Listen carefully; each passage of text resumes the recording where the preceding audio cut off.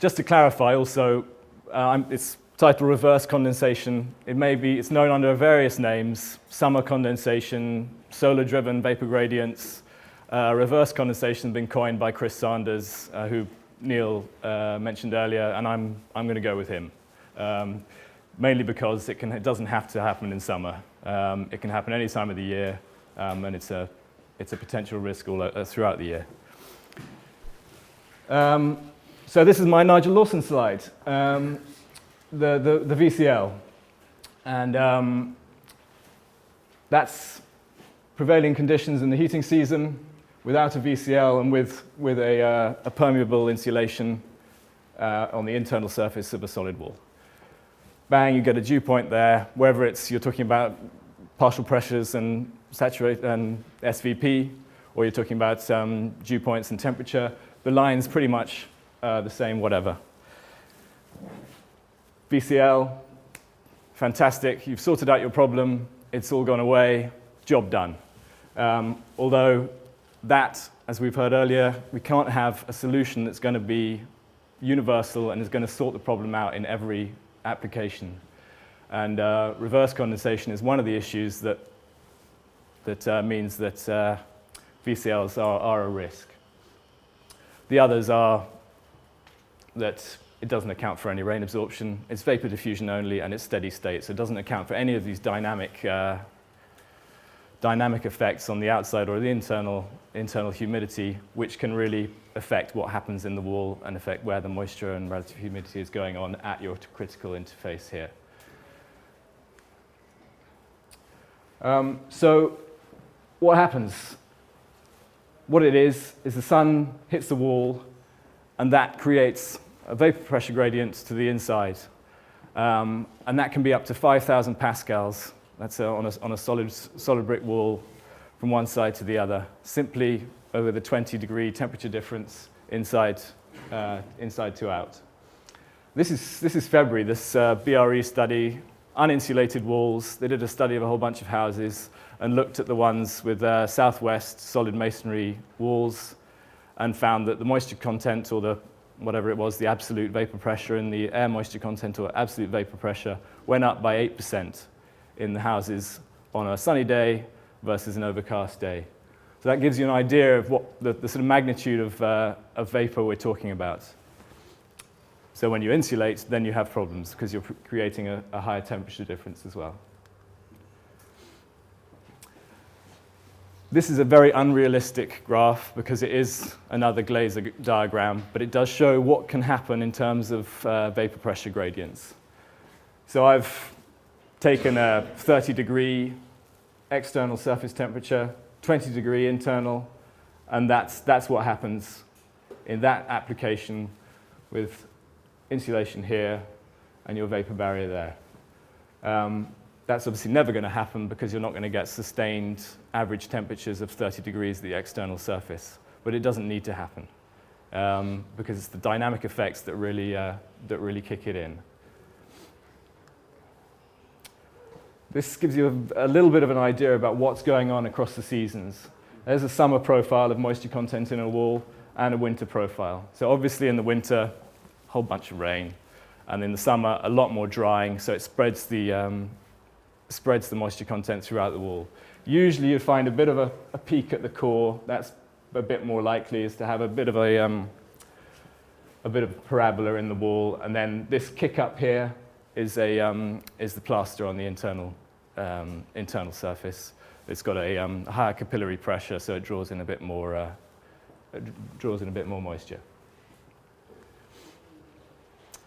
So what happens? The rain hits the surface, capillary pressure draws it into the brickwork, and it flows through, even against a vapor pressure gradient going the other way. Vapor moves through larger pores, capillary conductivity of liquid moisture generally goes through the smaller micropores, so the things can be going on in different directions. So that's fairly simple. Wall gets wet.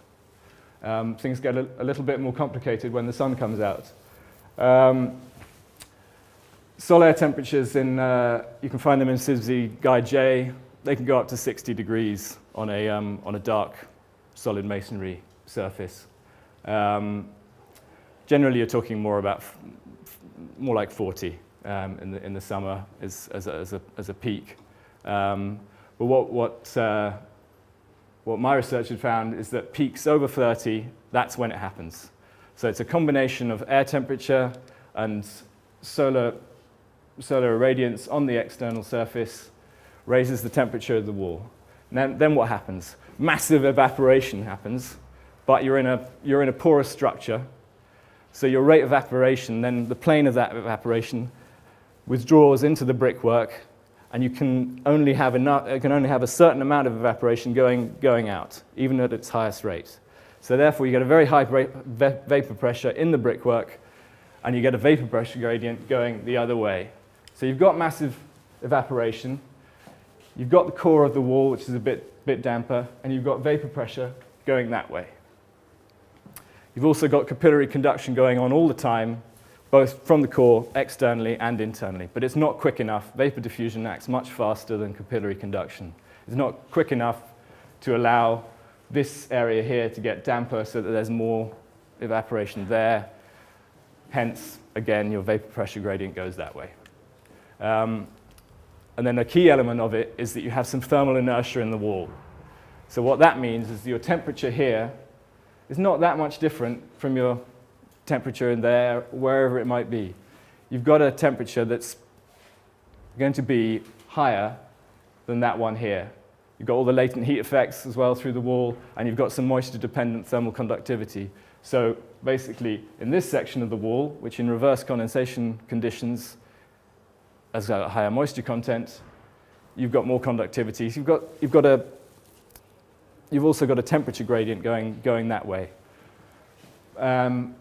So what you'll find is, I'll show you later with some profiles, but the temperature gradient is pretty much going to be fairly flat across there.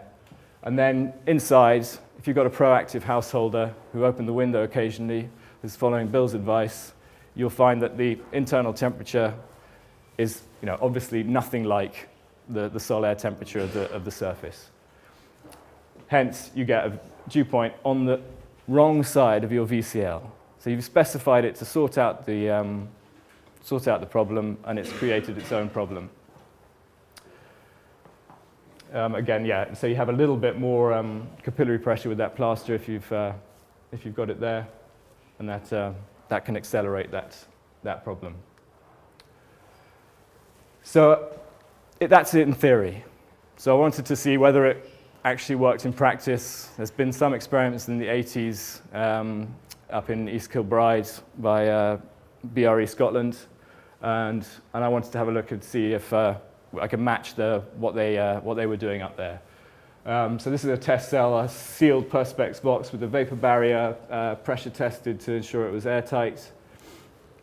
And I'm throwing a 3-hour rain spell at it for one of the standards for moat testing at EWI. So it's a standard level of moisture that's been shoved at the wall. And then the next day, I turn on the sunshine at 640 watts, and this is what happens. You get very, very high external surface temperature, 40 degrees, and the response is very, very quick. One day, you could already see condensation on the clear vapor barrier. And then it just climbs and climbs and climbs, and then my monitors are also telling me that I've got condensation, critical condensation, accumulation, and runoff. Okay, those were fairly extreme. I had controlled the internal temperature of the box to make sure it was 18 degrees. So that was worst case conditions for what's going on. And here you have, so the blue line is your relative humidity, i.e. your condensation when it gets to 100%. That's not on the, well, that is on the second y-axis, and then temperature on the other y-axis, and that's just 3 days. So then I wanted to see what that meant for the wider climate and the UK and IWI in general. This build-up is fairly unusual. This one isn't, but I did one with an air gap here according to Part C, Section 510. That's one thing you might want to look at. And some mineral wool and a vapor barrier. And these are the profiles I was talking about earlier. So this is what's going on. This is what's going on in the wool when you've got condensation conditions, i.e. 100% RH at the vapor barrier. That's your profile, your moisture content profile through the wool. Bear in mind this is all modeling. There's your temperature. So, it's just below 20 degrees. And then so if you've got a marginally lower temperature indoors, then you've got that 100% there. And that's a sort of graphic of what's going on with a bit more. So you've got your brick layers there, just to let you understand what's going on in the other ones. And this is what happens according to context. The original guidance in avoiding risks, which is a great insulation Bible, by Charles Sterling of BRE, was based on the experiments in East Kilbride, which is about a mile away from Abbott's Inch there. So it shows us that our current guidance might need to be adapted to account for context. Here you've got, Cambourne's obviously just off the scale. It's very wet, it's very windy, and it's quite sunny. But it also shows that London is extreme risk there with almost 1,000 hours of condensation conditions on the rear of the vapor barrier. And then there's nothing, you don't have to worry if you're in the Shetland Islands. This is what's going on a bit more graphically. There's your driving rain rows. That value there would be how much millimeters per annum you're getting on the south-facing surface. Here you're, more standard prevailing wind direction, and the difference in irradiance on the surface there, and that's what governs where reverse condensation occurs. It's basically all comes down to sol air temperature of the external surface. So if you're in the south and the sun is shining, you have to worry, especially if you've had a significant rain event in the last couple of weeks. It very much depends on dynamic conditions. So it's all about when these things are occurring on a day-by-day basis rather than monthly averages. But I'll show you later how it all adds up. This is what's going on. There's your condensation conditions going on. The 100% isn't the RH axis isn't shown here, but it basically goes from 60, I think, to 100. And then you've got the moisture content of the brick on the y-axis away from me, and other way around. Moisture content of the brick over here, temperature over there. And look at what happens when you get a rainfall event here, things get cold, and then suddenly the sun comes out here. So this is the moisture content of just the first five, or is it 10 mil of the brickwork, just to give you an idea of when the rain is shining, because if I had the rain on the graph, it would just look crazy. So boom, up it goes straight away as soon as the sun comes out. But you do need to have overall quite summer temperatures to sustain that. So the sun can't do it on its own. It needs basically quite a high nighttime temperature. Well, not quite a high, just a standard summer nighttime temperature to sustain that going on. Because otherwise the temperature in the core of the wall begins to drop. And so this is what's happening over a year. Green is relative humidity, red is temperature. So, and you can see it's getting worse and worse and worse. The condensation conditions are getting longer and longer and longer. So that's on the rear of the vapor barrier, and this is at the traditional critical interface of the insulation and the wall. which is not looking good, simply because it's just not being able to dry out. Summer is there to dry buildings out. Well, no, summer's there to make us happy, but one of the secondary reasons is that it can dry buildings out, but it's not happening in here because you've prevented the drying to the inside, which is absolutely critical. If you let moisture into a building, if you're going to have a brick solid wall or a stone solid wall, you have to let it out both ways. And this is the year-on-year effect with the middle section of the mineral wool. Condensation, accumulation, you've got critical failure of your system. So I'll now go on to, that's all very well. That's all done with woofy that no white man van in his right mind is ever gonna see. But there are ways where you can assess risk without having to get into dynamic hydrothermal modeling. They're also not that simple. But SIBSI Guide A has got a very good simplified equation for calculating sol-air temperature, which doesn't account for wind, so it's not perfect, but it will get you a long way there.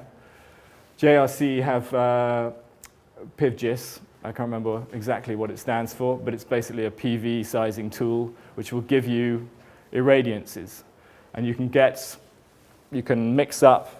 Say, one of the critical things that this ways of assessing risk is average peak sol-air temperature. And so you can get a good idea of worst case of that by joining a clear sky month average peak with the other summer months, June, July, and August. And then you can combine that with wind-driven rain zone data which doesn't have quite as much of an effect on the risk, but it'll at least give you an idea of what's going on. So this equation, sol-air temperature is air temperature, absorptivity of the surface, color of the surface, irradiance, emissivity of the surface, so that's the opposite of absorptivity, that's the long wave radiation emissivity, and how much it's emitting, which you can put a standard value in for. And R is the surface resistance. So why did MBT get interested in this again? Because we developed a new system for IWI that was designed as a quick fit system with to enable people to mechanically fix with drywall screws plasterboard to the face of our wood fiber, basically.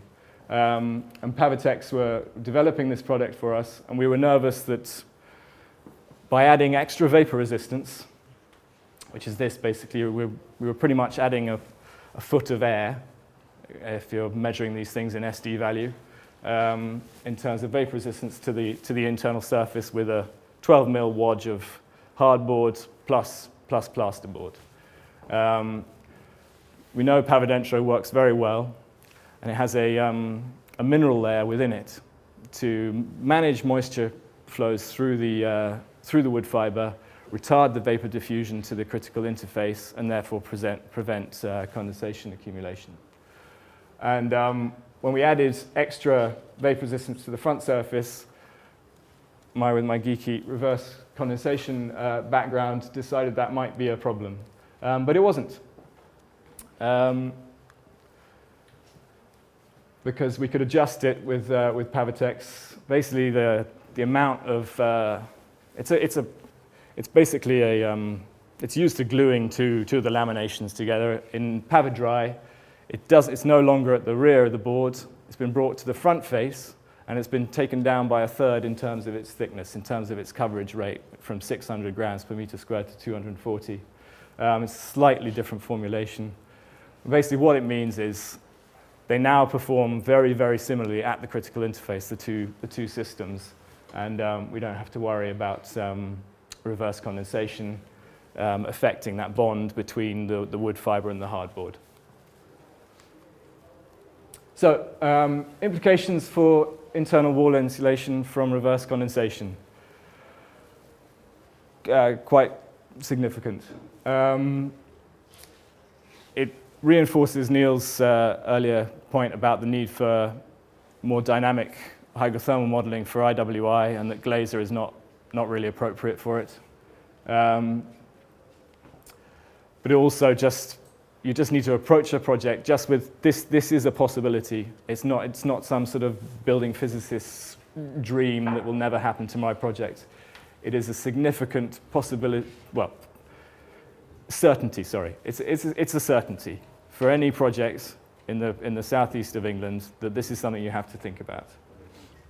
And that if you think about it, then you can eliminate that risk with the right specification and a contextual specification that actually understands where you've put your building or where your project is, and therefore you can eliminate it.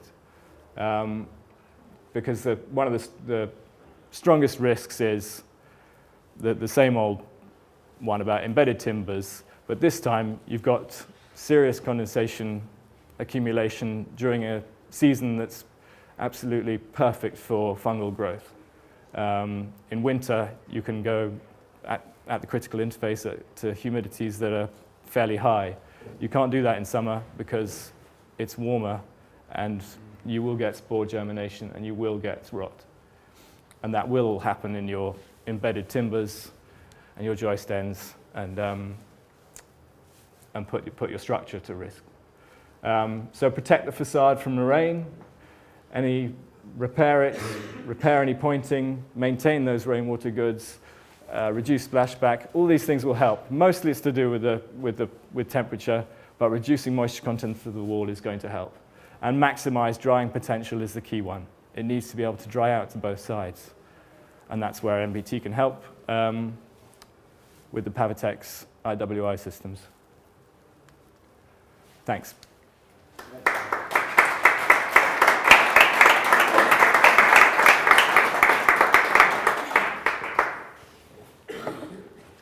We've probably got 5-10 minutes for questions, and that was brilliant. Is there more you can do to protect the outside surface of the wall from moisture? You talk about splashback and rain, but real paint and buildings and Yeah, render, paint. Yes, very, very much so. There are products on the market as well that are hydrophobic sort of waxes. They're silane and siloxane wax that you can use to impregnate the brick. There are significant risks in that approach, and it's not something we've ever recommended because you paint they're difficult to see when you apply them. So you paint one area of the wall and it has extra runoff, and then it's absorbed. So instead of spreading your water absorption across the whole surface, which is what the wall was designed to do, you have point loads of moisture in certain areas where you haven't applied it quite as comprehensively as otherwise. Also, there's quite a lot of nervousness, especially from historical evidence on the sort of performance of these products, i.e. beautiful old stonework on churches crumbling to dust a couple of years after application, that they don't do what they're meant to do. They're meant to just coat the inside of the pore without blocking it, of the brickwork. So you still have vapor diffusion through, and you don't have any trapped moisture. But we don't know how long that's going to last. And also the other element is that you need to reapply them very, very frequently. So they can't be. It's another thing like no magic bullet. It's a VCL thing. It's not a perhaps in conjunction with other elements, it's a good way to go, but it's not a guarantee because you have to reapply it, and it might create more problems. I mean, the way that we would look at this is that you have to build in that capacity and caution because things are not going to be perfect. And if you don't take into account the as-built and service conditions, then you're really creating a dangerous risk. The other thing that, we're writing at the moment, SDB are writing the guidance for solid wall insulation at Bristol. And one of the things that we're saying is internal wall insulation isn't just about the inside of the wall. It includes, it must include the outside of the wall in terms of the maintenance, the ground levels, and it must include the ventilation system. Because Matt's only dealt with one issue here. But obviously, if you have high internal moisture levels as well, then you've got other risks. You've got risks if it's not airtight in a particular way. So all those things kind of interact. You cannot see, I don't think there is, a solid wall insulation cannot be just about the wall. It has to be about the whole thing. And the sooner we get our head around that, the better. Sorry. Andrew? When BRE were first researching this back in probably late 80s, early 90s, they were proposing, and they discovered a sort of reverse condensation risk, or sometimes condensation. Their solution at that stage was to have the air gap, and that was vented to the outside. Now, I wasn't clear from what you were reporting whether that's still recommended and how that performs. Because the idea was that would then allow the vapor pressure to equalise rather than go towards the interface. That's a perfect solution to deal with the reverse condensation issue, but a terrible solution to deal with energy efficiency. It's also, they didn't model it with they didn't do the experiments with insect mesh or all these sort of things you'd have to have in terms of knowing your flow rate through that gap.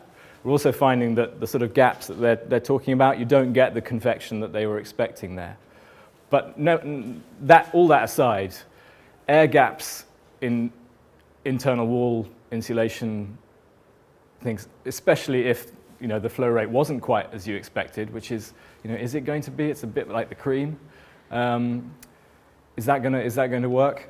You just want something that you can have a little bit more certainty about than airflow, which is a very tricky thing to understand. If you don't get the airflow, but you've still got oxygen in there, then mold is much more likely to form at that point as well. So eliminating air is absolutely essential. Who was that person? What sort of rate control area have you modelled? I modelled lots, different SD values, smart retarders. They help a bit, but their starting vapor resistance is too high. So I did it with all sorts of different SD values, starting with basic polythene at 1,500, and then going down from there. Every little bit helped in terms of increasing the permeability, but as long as there's a significant vapor control layer in there, then there's a problem. One of the questions that I have, which I ask government or other people, is why have we not noticed this before? Why also when we were doing the internal wall insulation thermal bridging calculations around reveals, when you look at it, it makes a major change to the way that you would think about internal wall insulation. The example we have is that just from an energy point of view, if you have an average building and you do not insulate the reveals, then you will have to put, if you put 140 mil of insulation on the wall, but you do not insulate the reveals, it's the same as 20 mil on the wall and 20 mil on the reveals. Right? So we have a guidance which is that's not dealing with the moisture issue. But the question is, why have we not noticed these things? There's an obvious answer. We haven't had a properly funded public body doing research into buildings performance and looking at the non-commercial things. But there's also some other kind of blindness going on there. Sorry, yes? Have actual adverse effects been noticed? Sorry? Have actual adverse effects been noticed in buildings? In internal wall insulation, yes, very much so. Yeah. What cases going around at the moment, which should be interesting. There's this particular type. It's very difficult to understand why it's caused, because as you saw, the central core of the mineral wool graph, that's where things are beginning to take off. So this is contributing. This is basically, we're worried about heating season, and actually we should be worried about the whole year. So it's difficult to assess why you get mold growth, which would usually be on the hygroscopic and the bit of the element that's going to be a bit more favourable for spore germination, which is probably going to be the critical interface anyway. But that critical interface is at that higher relative humidity, and susceptible to those problems because it hasn't had this extra drying capacity to the outside, and because you've had condensation accumulation at the vapor barrier as well. It's not instantly all going to run off straight down the vapor barrier. One, because it's next to the mineral, so some of it's going to gravitate towards other areas. The question about evidence is a question that comes up all the time. But if you're not looking, there's been no attention to it, and also we're just doing things for the first time, and the actual lead-in time to some of the decay, maybe 5-10 years. Then You're saying there isn't any evidence? but there is evidence. There is. Well, I'm slightly defensive about it because I've been specifying an Celotex for years. Yeah? We have And SPAD. I haven't had any feedback on any problems. I'm just slightly worried that we're banging it up the system that is good, but technical space is We come across that all the time. I'm Caroline's sure- been doing a lot of work on SPAD. There are some serious court cases. So where- our one is based on monitoring as well, not modelling. So Yes, it's yeah. their measurements taken from insulated walls, and we find moisture Where accumulation is in this evidence? situ. It's presented in the SPAD, which is the Society for Protection of Ancient Buildings. They're publicly available on the SPAD website. It's research report 2. But the court evidence won't come out unless there's a court judgment. If there's an out-of-court settlement, it won't appear.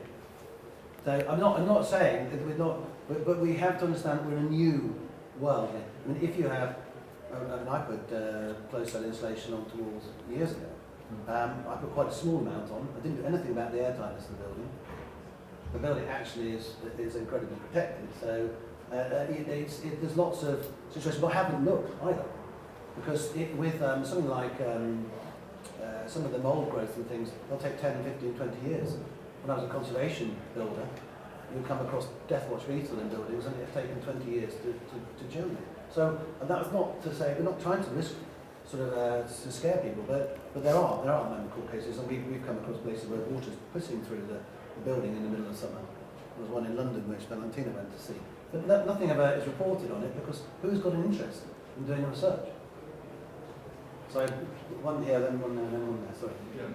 My name is Jeff Edgington from New City, and one of the things that always concerns me about internal wall insulation is the increased risk of frost failure on the outer leaf. I wonder if you've got any comments on that. I mean, obviously, in solid wall insulation is just good, but it's obviously going to be colder for longer, so there's obviously greater risk of being exposed to freezing and thawing. So that must be a good risk. I mean, what I know is that in the 90s, when people started to insulate cavity walling, fully filled cavity walling, the clay brick industry were very, very concerned that they were likely to see failures of the outer lip.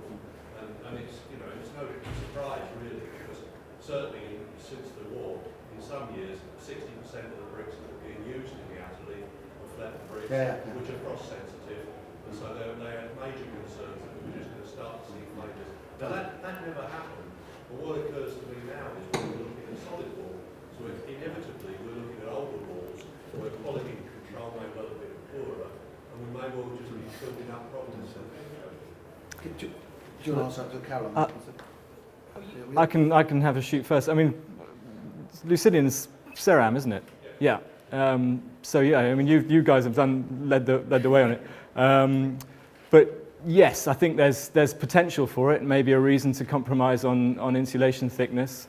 But the buildings have been there very, very poorly heated for some of these buildings. For instance, Victorian buildings, blowing a hoolie inside, with the brickwork fairly cold before central heating, and were functioning fine without spalling before. So it's all the research I've seen shows that it's not quite as much of a risk as you would intuitively think, but I think it's certainly a reason to be very, very careful with not over-specifying a huge wodge of insulation inside, because If you use the standard accelerated testing regimes that we use for new bricks, we've reproduced it in the laboratory, where we've taken an internal wall environment, kept that wall, insulated the wall in one case, and had it next to it with non-insulated, and the one that we insulated has failed.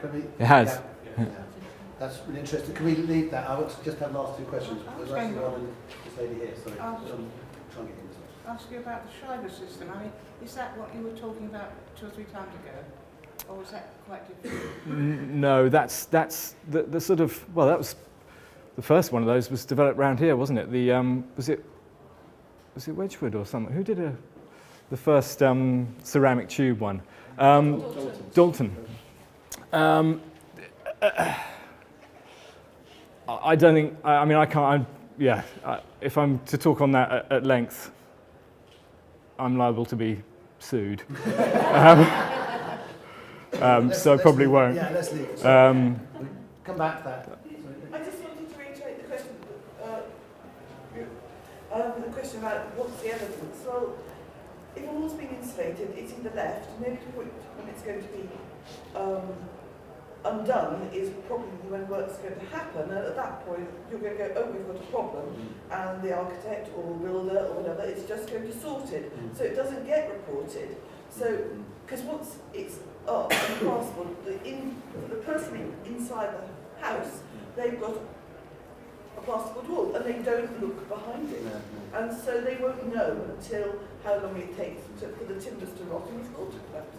You know, let's go to 2025 and then start. We'll have all these floors are going to The be case we getting had in London was where the water actually coming out underneath the Yes. thing, so then you do notice it. But the building was in a particularly poor condition, so it was when it was getting wet on the outside, then that was coming through, and it was very noticeable. But yeah, other than that, yes, you won't notice for quite a long time, potentially. You only notice when you open up, and then at that point it gets sorted, so nobody does the same. So John, do you want to say something? Thank you first of all very much indeed for the information and so on and the discussion. Very useful. I'm interested in listening how research versus is being reported. And I went to talk to the French authorities, including the VRE, and France has built about 10 million houses since 1975, all of which have been, virtually all of which have been internally insulated. So if there was a place that we could sort of get some people who perhaps be reporting, on systemic problems, then that would be useful, particularly in the waterfront, which is very wet indeed, and it's cold as well. It's not very different from good part of England. And they reported at that time, about 72 years, that there have been no systemic problems that they had. And so maybe it's under-reporting going on, but perhaps it'd be worthwhile talking to Definitely. I mean, I can give you a The- name if you wish. The modelling is conservative. Buildings are so much more robust. There's so many more elements there that are hygroscopic, that are absorbing moisture. It's one-dimensional. It's not taking into account that, on my thing, you'll have a bit of surface diffusion up the wall, up towards the eaves where the wall is a bit drier. All these things will be going on that the one-dimensional model can't figure out. But yes, we'd need to know whether their results were, as everyone keeps banging on about, the context is very important. Have to make sure that what's going on there is actually, can match what we're trying to do here. And I'm sure it would be very useful. I think context is absolutely everything, John. We actually are dealing with SDA, dealing with the French government as well at the moment, and they want to adopt the guidance that we've developed because they're so concerned about the threat to old buildings, which goes up to 1945. So there's obviously some concern there, but yes, that needs a national moisture centre actually to have an international perspective on and to do it, because I think it's crucial. CSTV, it's in Grenoble. Yes, yeah. And they're concerned about what they call historic buildings, and they're investigating that. We need to go. I agree. It may be just under-reporting who's there, really. It does. It'd be very useful to have some sort of Definitely. research on reality, seeing if they come back. Is it very quick, John? Because I want to close this session down. I often quote the Canadian research that says 97% of moisture problems in buildings are due to bulk air movement, moisture in air leaking through cold surface. And that same report said 95% is at interfaces. So they've got weird weather. They've got very weird weather. The Canadians were the first to spot reverse condensation. I've been asked to close it down. So thank you, everyone.